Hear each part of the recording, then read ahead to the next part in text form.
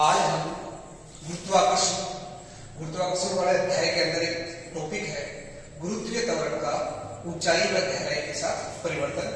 और इसमें सबसे पहले देखते हैं कि गुरुत्वीय त्वरण होता क्या है। त्वरण बेसिकली आप जानते हो, त्वरण क्या होता है? वेग में परिवर्तन की दर को क्या कहते हैं? त्वरण कहते हैं। तो वेग में परिवर्तन की दर को त्वरण कहते हैं। तो उस न्यूटन के नियम का दूसरा नियम क्या कहता है? F ma। ए की जगह क्या लिख दिया हमने यहाँ पर? जी लिख दिया। गुरुत्वीय ग्रेविटेशनल एक्सेलरेशन है ना, इसलिए वो नाम से लिखा है कि ए की जगह क्या लिख दिया? जी।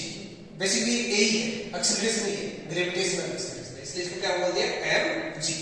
अब इस जी की वैल्यू क्या होती है, इसका फॉर्मूला क्या होता है वो निकालना है। तो जी का फॉर्मूला निकालने के लिए एक तो हेल्प लेंगे हम किसकी? न्यूटन के सेकंड लॉ की, और दूसरी हेल्प किसकी लेंगे?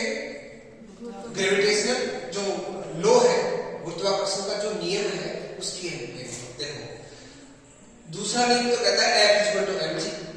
गुरुत्वाकर्षण का नियम कहता है F g m1 m2 बटे दोनों के बीच की डिस्टेंस का स्क्वायर। अब हम तो हैं पृथ्वी पर बैठे, और पृथ्वी एक बहुत बड़ा द्रव्यमान है, हमारा भी कुछ द्रव्यमान है, उसकी तुलना में तो बहुत कम है, पर हमारा द्रव्यमान तभी तो गुरुत्वाकर्षण लग रहा है अपने पर। तो अपना द्रव्यमान तो है स्मॉल m, पृथ्वी का द्रव्यमान है कैपिटल M, जी गुरुत्वीय नियतांक है, और r जो है अपने केंद्र से और पृथ्वी के केंद्र से दूरी, दोनों के केंद्र के बीच की दूरी। तो अपने को एक बिंदु मास माना जाता है, तो अपना तो कोई केंद्र नहीं है, अपने छोटी सी एंटिटी है ना। आपने एक चैप्टर में पढ़ा होगा जो निकाय है, कणों का बहुत बड़ा निकाय, उसमें सेंटर ऑफ मास निकालते हैं, द्रव्यमान केंद्र निकालते हैं, है ना। यदि बहुत बड़ा निकाय है, बहुत सारे कण है, तब तो द्रव्यमान केंद्र निकाला जाता है। पर पृथ्वी की तुलना में हम क्या है? बहुत छोटे से हैं, इसलिए हमें एक बिंदु मात्र माना जाता है, तो बिंदु द्रव्यमान बोला जाता है। तो ये क्या हो गया? बिंदु द्रव्यमान। ये फॉर्मूला पड़ गया जी m1 की जगह तो m ही पृथ्वी का द्रव्यमान, हमारा द्रव्यमान बटे हमारी पृथ्वी के केंद्र से दूरी जो कितनी है? 6400 किलोमीटर। ठीक है। अब इन दोनों फॉर्मूला का आपने क्या कर देंगे? बराबर कर देंगे। बराबर कर देंगे, m से m कट जाएगा, g का मान कितना आ जाएगा? GME/RA का स्क्वायर। इसकी जब वैल्यू रखोगे आप, अर्थ का मास रखोगे और रेडियस रखोगे, रेडियस कितनी रखोगे? 6400 किलोमीटर। तो ये सारे वैल्यू कैलकुलेट करने के बाद किलोमीटर को मीटर में कन्वर्ट करते हैं, और उसके बाद इसकी वैल्यू कितनी आती है? जो आप छोटी कक्षाओं में भी पढ़ते हो, 9th क्लास में भी ये सब स्टडी करते हो। अब नेक्स्ट जो है, क्या ये जी का मान, हम सभी के दिमाग में एक क्वेश्चन आता है कि क्या ये जी का मान हर जगह कांस्टेंट रहता है? क्या हमें यहाँ से 100 किलोमीटर, 200 किलोमीटर, 300 किलोमीटर ऊंचाई पर ले जाया जाए तो क्या हमारे पर उतना ही जी है? क्या हमारे वेग में उतना ही परिवर्तन होगा जो इतना यहाँ पर हो रहा है? तो एस्ट्रोनॉट के साथ ऐसा क्या होता है? जब वो एस्ट्रोनॉट स्पेस स्टेशन में बैठे होते हैं, तब एस्ट्रोनॉट के साथ क्या होता है? वहां पर ग्रेविटी होती नहीं है। तो ऐसा क्यों हुआ? हमारे साथ तो ग्रेविटी लागू है, पर एस्ट्रोनॉट के साथ ग्रेविटी लागू नहीं है, वो तो नीचे नहीं गिर रहे, वो तो हवा में तैर रहे। ऐसा क्यों होता है? क्योंकि वहां पर ग्रेविटेशनल एक्सेलरेशन, गुरुत्वीय त्वरण का मान कितना है? 0 है। वो कोई भी गुरुत्वाकर्षण के कारण बल अनुभव नहीं कर रहे, यानी परिणामी बल वहां पर कितना है? बल तो अनुभव कर रहे, परिणामी बल कितना वहां पर? 0 है, यानी वहां त्वरण उनका 0 है। अपने लिए तो 9.8 मीटर पर सेकंड है, यानी अपने घर की छत पे बैठ जाएंगे तो अपने को कोई धक्का देते ही अपने कहा जाएंगे नीचे। क्यों? क्योंकि अपने वेग में परिवर्तन किसकी वजह से हो रहा है? पृथ्वी के द्रव्यमान की वजह से। ये बहुत बड़ा पिंड है, अपने को क्या करेगा? आकर्षित करेगा गुरुत्वीय बल से। अब यहाँ पर क्या होता है कि हम जैसे जैसे ऊंचे जाते हैं, ऊंचाई पर जाते हैं, तो हम देखना चाहते हैं कि क्या जी के मान में बढ़ोतरी होती है या कमी होती है। तो इसके द्वारा देखा जा सकता है। देखो बल का मान क्या होगा? बल दूरी पर निर्भर करता है। बल का मान क्या होगा? जी m पृथ्वी का द्रव्यमान, हमारा द्रव्यमान, जैसे जैसे ऊंचाई बढ़ती गई r का मान, त्रिज्या तो है उतनी है, पर ऊंचाई तो बढ़ रही है, h r में कितना ऐड हो जाएगा? h ऐड हो जाएगा। जनरलाइज फॉर्मूला निकाल रहे हैं, उसमें 10 किलोमीटर, 20 किलोमीटर, 100 किलोमीटर, 500 किलोमीटर, जितना भी h का मान रख दो आप, g का मान आ जाएगा, है ना। तो यहाँ पर r प्लस h कर दिया। अब ये आ गया फॉर्मूला अपना बल का, कहां पर? h ऊंचाई पर। अब आप न्यूटन के दूसरे नियम से क्या जानते हो कि बल क्या होता है? mg होता है, तो इसके इक्वल m कट गया, हमारा द्रव्यमान तो कट गया है ना। कहने का मतलब g का मान किस पर निर्भर करता है, हमारे द्रव्यमान पर निर्भर नहीं करता है। g का मान किस पर निर्भर करता है, जो बड़ा पिंड होता है जैसे पृथ्वी, तो पृथ्वी के द्रव्यमान पर निर्भर करता है। g का मान किस पर निर्भर करता है, पृथ्वी के केंद्र से अपनी दूरी पर निर्भर करता है। जैसे जैसे दूरी बढ़ती जाएगी, जैसे जैसे ऊंचाई बढ़ती जाएगी, h का मान बढ़ेगा, तो g का मान बढ़ेगा या घटेगा, घटेगा।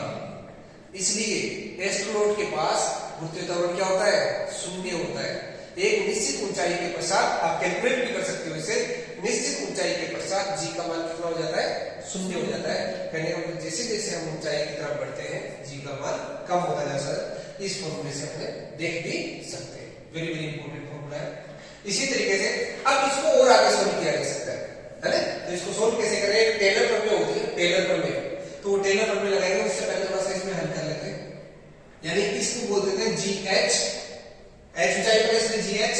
हाँ, एक चीज और बताना चाह रहा हूं, आप कुछ ये सोच रहे होंगे कि यार f के साथ मैंने यहाँ माइनस क्यों नहीं लगाया, बल्कि तो ऋणात्मक होता है, सदैव ऋणात्मक होता है, इसलिए हमने क्या लिया, इसका मापांक लिया है। मापांक क्या होता है, हमेशा धनात्मक। किसी भी राशि का मापांक लिया जाता है, इसका मतलब क्या होता है, वो पॉजिटिव हमेशा धनात्मक, चाहे उसकी खुद की वैल्यू ऋणात्मक हो लीजिए, है ना, हमेशा मापांक क्या होगा, धनात्मक होगा। तो इसलिए यहाँ कैलकुलेशन के लिए धनात्मक लिया जाता है। अब यहाँ पर इसको और हल करते हैं, तो GH = GME, नीचे RE क्या ले लो, कॉमन ले लो।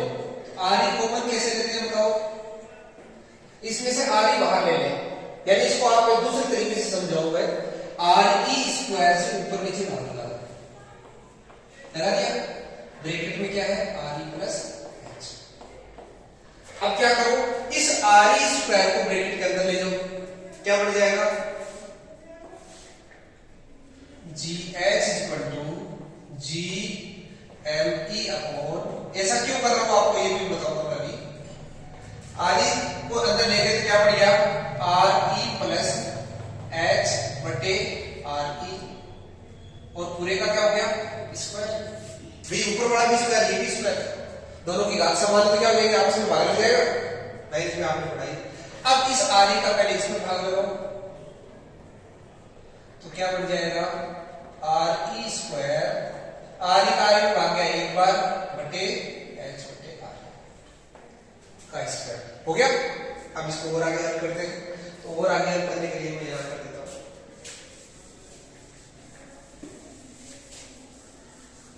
तो देखिए GH का मान क्या आया है, GH का मान आया है GME / RE²। ये आपका देखा देखा सा लग रहा है क्या, ये किसका फॉर्मूला है, पृष्ठ पर G पढ़ा था भी, और इसके साथ में यहाँ क्या है, 1 + H बटे RE का स्क्वायर, ऊपर गया तो घात -2 हो गई। एक प्रमेय होती है टेलर प्रमेय, मैथ्स में पढ़ते हैं, मैथ्स में 12th क्लास में आती है, 11th क्लास में। टेलर प्रमेय क्या कहती है कि यदि कोई पद बहुपद इस तरह का हो, 1 + x की घात n हो, तो वो टेलर प्रमेय क्या बन जाती है, इसका यदि विस्तार करोगे आपने a + b का होल स्क्वायर तो देखा है, पर a + b की होल क्यूब भी देखी है आपने, है ना, पर a + b की घात 100 देखी है आपने कभी, उसको सोल्व कैसे करते हैं, इससे कर सकते हैं, है ना, एक प्रमेय चलना चाहिए। तो यहाँ एक होना चाहिए पर पहला पद ये करना, तो ये क्या बन जाता है, 1 + nx + n -1 बटे फैक्टोरियल 2 x² प्लस n -2 बटे फैक्टोरियल 3 x³ प्लस इस तरह से n पद चला, जितना आप n रखोगे उतनी वैल्यू आएगी इसके अंदर। अब अपने यहाँ n कितने हैं, तो यहाँ n कितना है बताओ, यहाँ 1 + h बटा RE क्या है, घात -2, n का वैल्यू कितनी है यहाँ पर, -2 रख दो यहाँ पर, तो क्या बन जाएगा 1 - 2h बटे RE प्लस 1 सॉरी -2 -1 बटा फैक्टोरियल 2 x की जगह क्या रखते हैं h बटे RE का होल स्क्वायर प्लस। अब आप यहाँ पे बड़ी चीज है बताओ, अर्थ की रेडियस कितनी है 6400 किलोमीटर। क्या आप 6400 किलोमीटर ऊंचाई पे जाना पसंद करोगे? पहले तो 100 किलोमीटर तो जाके आए, कम से कम 200 किलोमीटर तो जाके आए। तो h का मान जो है वो RE से क्या है, बहुत कम है। और बहुत कम राशि में बहुत बड़ी राशि का भाग लगाए तो क्या हो जाएगी, और कम हो जाएगी। 1 में 100 का भाग लगाओगे 0.001 हो जाएगी। कहां 1 थी, कहां 0.01 हो गई, है ना। तो इसलिए ये राशि जब h बटे RE करेंगे तो ये R 1 से क्या हो जाएगी, बहुत कम हो जाएगी। तो ऐसे केस में क्या होगा, जब इसकी वैल्यू बहुत ही कम हो जाएगी तो इसका स्क्वायर यदि करेंगे तो वो कितना होगा, यदि इसको हम सिंगल ही लेके चले, यदि इसका स्क्वायर करेंगे तो वो और भी कम हो जाएगा। भाई 0.01 का स्क्वायर कितना होता है, 0.0001, ये तो और भी कम हो गया। यानी स्क्वायर वाला 0.101 की तुलना में बहुत कम हो गया। कहने का मतलब है अंबानी के सामने बहुत बड़ा कोई धनाढ्य आदमी है और उसके सामने यदि हम आम आदमी यदि कोई चाहे तो क्या वो उससे बात करना पसंद करेगा? बिल्कुल भी नहीं। क्यों? क्योंकि वो अपने आप को उससे बहुत बड़ा मानेगा। जब बहुत बड़ा मानेगा तो उसको क्या कर देगा, वो इग्नोर। फिजिक्स में उसे क्या कहते हैं, इग्नोर, नगण्य। इसे क्या बोल देंगे, स्क्वायर वाले को क्या बोल देंगे, नगण्य कर देंगे। यानी इसको क्या कर देंगे, इग्नोर कर देंगे। तो इसको ऊंचे वाली पद को क्या कर देंगे, इग्नोर कर देंगे। तो वह इस स्क्वायर वाले टर्म की जगह क्या लिख देंगे, ये लिख देंगे। तो क्या बन जाएगा बताओ, GH = GME बटे RE का स्क्वायर 1 - 2H बटे R। ये बढ़िया फॉर्मूला किसका, ऊंचाई के साथ किसके मान में परिवर्तन, गुरुत्वीय त्वरण के मान में परिवर्तन।